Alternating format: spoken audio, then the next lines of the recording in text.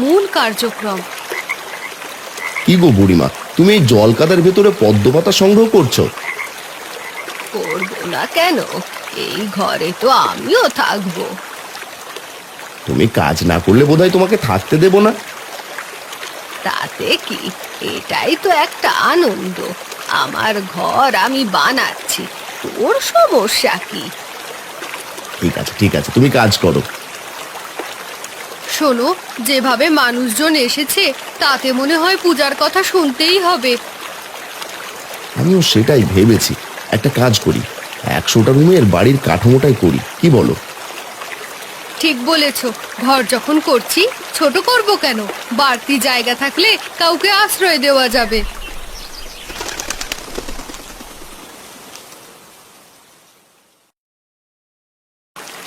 সবার হাতে হাতে 100 রুমের বিশাল পদ্ম পাতার বাড়িটি দাঁড়িয়ে যায়। দেখলে বাবা, আমরা কত সহজে একটা বাড়ি বানিয়ে ফেললাম। এবার আমাদের আর কোনো চিন্তা নেই। হ্যাঁ রে মা, সবকিছুই তো হয়েছে তোর বুদ্ধির জন্য। বুদ্ধিটা আমার থাকলেও গ্রামের সবাই কিন্তু সাহায্য করেছে। তোর মেয়ের বুদ্ধি আছে বলতে হয় গোপাল, কিভাবে আমাদের সবার থাকার ব্যবস্থা করে দিল দেখ। ঘর তো প্রস্তুত, এবার চলো সবাই মিলে এখানেই থাকি।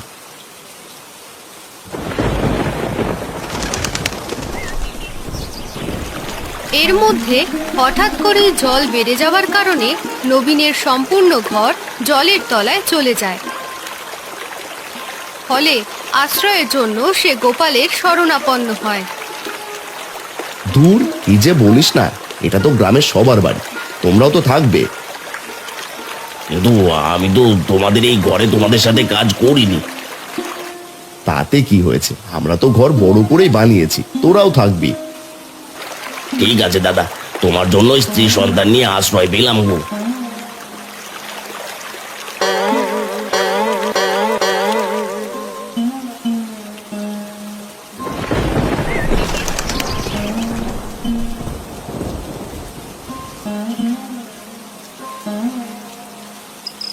ঘরটা কিন্তু তোমার ভাই খাসা বানিয়েছে।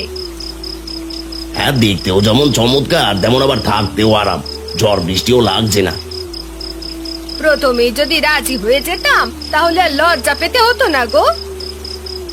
আমি কি আর জানতাম আমার ঘরেরও এমন অবস্থা হবে। সেসব ভেবে আর কি হবে, এখন এখানে আশ্রয় পেয়েছি এটাই অনেক।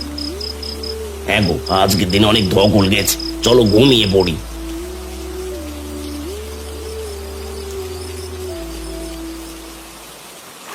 পরদিন সকাল হতেই সবাই দেখলো 100টা রুম থেকে এত রুম ভাঙা অবস্থায় পড়ে আছে। হায় হায় হায়, কি অবস্থা হয়েছে! কালকে তো ঝড় বৃষ্টিও তেমন হলো না। আসলেই তো দেখে মনে হচ্ছে কেউ ইচ্ছে করেই এমন অবস্থা করেছে। কি যে হচ্ছে কিছুই বুঝতে পারছি না, মনে হচ্ছে এমনিতেই ভেঙে গেছে। সেসব চিন্তা না করে চল এটা মেরামত করি। হ্যাঁ, সেটা করাই ভালো হবে।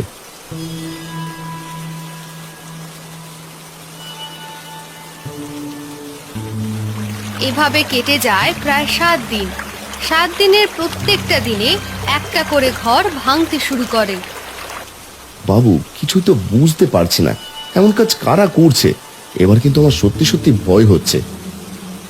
আমি বলি কি, মনে হচ্ছে আমাদের এখান থেকে কেউ এমন কাজ করছে। কিন্তু কেন, কেউ কারো আশ্রয় কেন ক্ষতিগ্রস্ত করবে? এই ব্যাপারটা তো আমার মাথায় ঢুকছে না। এভাবে চললে তো হবে না, নজরদারি রাখতে হবে।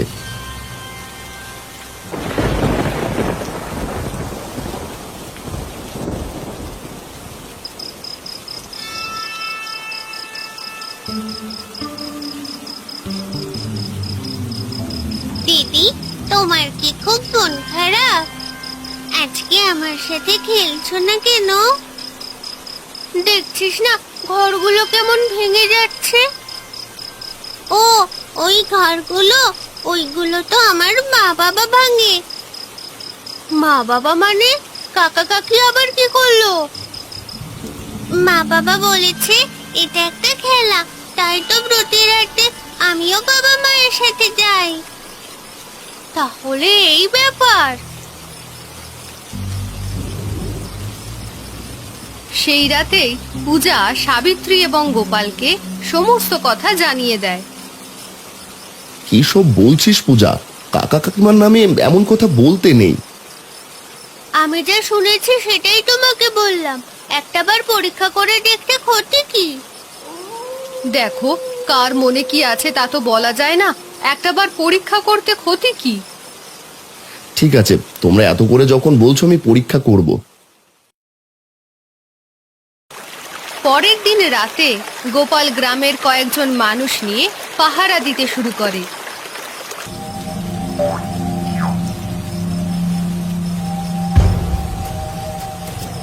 তাহলে তোরা এতদিন এমন কাজ করতি?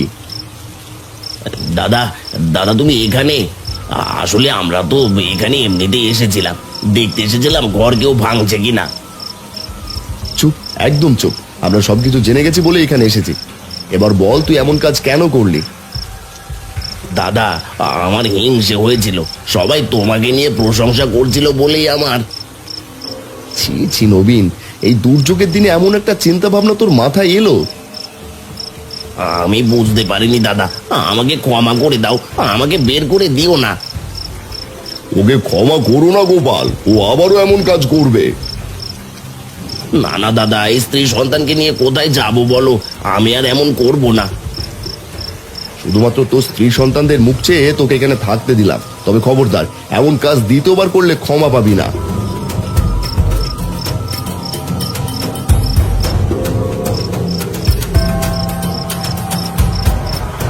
এরপর সেই পদ্মপাতার 100 রুমের বাড়িতে গ্রামবাসীরা সবাই মিলেমিশে সম্পূর্ণ বর্ষা কাটিয়ে দেয়।